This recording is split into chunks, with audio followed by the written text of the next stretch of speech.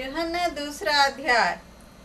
फिर तीसरे दिन गलील के काना में किसी का ब्याह था और यीशु की माता भी वहाँ थी और यीशु और उसके चेले भी उस ब्याह में नेवते गए थे। जब दाखरस घट गया तो यीशु की माता ने उससे कहा कि उनके पास दाखरस नहीं रहा। यीशु ने उससे कहा, हे महिला, मुझे तुझसे क्या काम, अभी मेरा समय नहीं आया। उसकी माता ने सेवकों से कहा, जो कुछ वह तुमसे कहे वही करना। वहाँ यहूदियों के शुद्ध करने की रीति के अनुसार पत्थर के 6 मटके धरे थे, जिनमें 2-2, 3-3 मन समाता था। यीशु ने उनसे कहा, मटकों में पानी भर दो। सो उन्होंने उन्हें मुँह भर दिया। यीशु ने उनसे कहा, अब निकालकर भोज के प्रधान के पास ले जाओ। वे ले गए।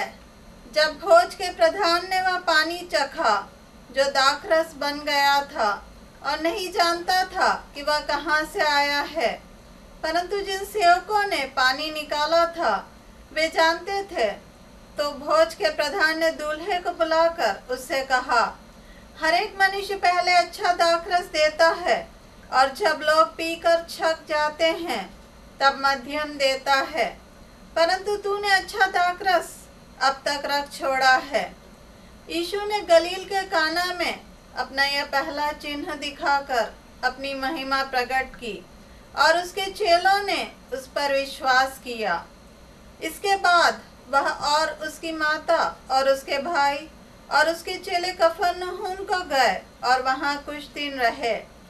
यहूदियों का फसह का पर्व निकट था और यीशु यरूशलेम को गया और उसने मंदिर में बैल और भेड़ और कबूतर के बेचने वालों और सराफों को बैठे हुए पाया और रस्सियों का कोड़ा बनाकर सब भेड़ों और बैलों को मंदिर से निकाल दिया और सराफों के पैसे बिथरा दिए और पीढ़ों को उलट दिया और कबूतर बेचने वालों से कहा, इन्हें यहाँ से ले जाओ, मेरे पिता के भवन को व्यापार का घर मत बनाओ। तब उसके चेलों को स्मरण आया कि लिखा है, तेरे घर की धुन मुझे खा जाएगी। इस पर यहूदियों ने उससे कहा, तू जो यह करता है तो हमें कौन सा चिन्ह दिखाता है? यीशु ने उनको उत्तर दिया कि इस मंदिर को ढा दो और मैं उसे 3 दिन में खड़ा कर दूंगा। यहूदियों ने कहा, इस मंदिर के बनाने में 46 वर्ष लगे हैं और क्या तू उसे 3 दिन में खड़ा कर देगा? परंतु उसने अपनी देह के मंदिर के विषय में कहा था। सो जब वह मुर्दों में से जी उठा तो उसके चेलों को स्मरण आया कि उसने यह कहा था और उन्होंने पवित्र शास्त्र और उस वचन की जो यीशु ने कहा था प्रतीति की।